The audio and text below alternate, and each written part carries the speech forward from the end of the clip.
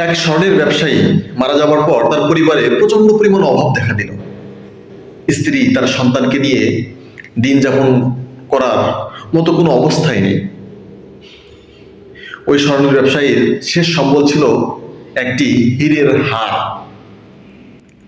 স্ত্রী তার সন্তানকে হারটি দিয়ে বললেন, এই হারটি নিয়ে তোমার বাবার বন্ধুর দোকানে গিয়ে বলবে এটি ছিল আমার বাবার শেষ সম্বল, এটি রেখে যেন তিনি আমাদেরকে কিছু অর্থ দেন। মায়ের কথা মতো ছেলেটি তার বাবার বন্ধুর দোকানে গেলেন, স্বর্ণের দোকান। গিয়ে বাবার বন্ধুকে বললেন যে আঙ্কেল, এটি ছিল আমার বাবার শেষ সম্বল, আপনি এই হীরের হারটি রেখে আমাদেরকে কিছু অর্থ দিন। স্বর্ণকার হারটি দেখে উনি বললেন, বর্তমানে বাজার দর খুব নিম্নমুখী, তুমি বরঞ্চ কিছু টাকা নিয়ে যাও আর এই হারটি তোমার মায়ের কাছে রেখে দিও। যখন বাজার মূল্য বেশি হবে, চড়া হবে, তখন আমি তোমাকে আবার এই হারটি নিয়ে আসতে বলবো। আর আগামীকালকে থেকে তুমি আমার এই দোকানে জয়েন করো, তুমি এখানে বসবে। ছেলেটি ঠিক তাই করলো, মায়ের কাছে নিয়ে ওই হারটি রেখে দিল। আর পরের দিন থেকে ওই দোকানে ওই ছেলেটি বসতে লাগলো।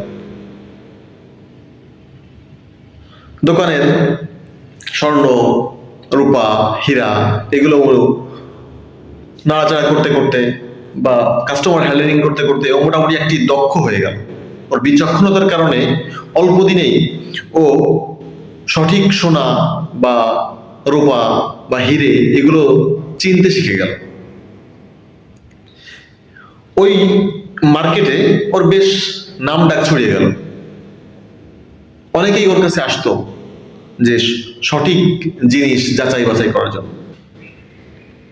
একদিন তার বাবার বন্ধু অর্থাৎ ওই দোকানের মালিক ওই ছেলেকে বললেন, বর্তমানে হীরের বাজার খুব চড়া, তোমার বাবা রেখে যাওয়া সেই হারটি আগামীকালকে নিয়ে আসবে। কথা মতো ছেলেটি তার মায়ের কাছ থেকে হারটি নিয়ে দেখলো যে হারটি ছিল নকল হীরের। ছেলেটি পরের দিন দোকানে আসলো, কিন্তু হারটি আর আনলো না।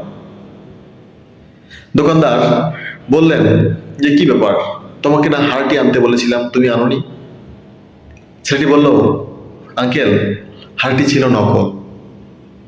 তখন দোকানদার বললেন, তুমি যেদিন প্রথম নিয়ে আসছিলে হারটি তোমার বাবা মারা যাওয়ার পরই, আমি সেদিন ওই হারটি দেখেই বুঝেছিলাম যে হারটি ছিল নকল।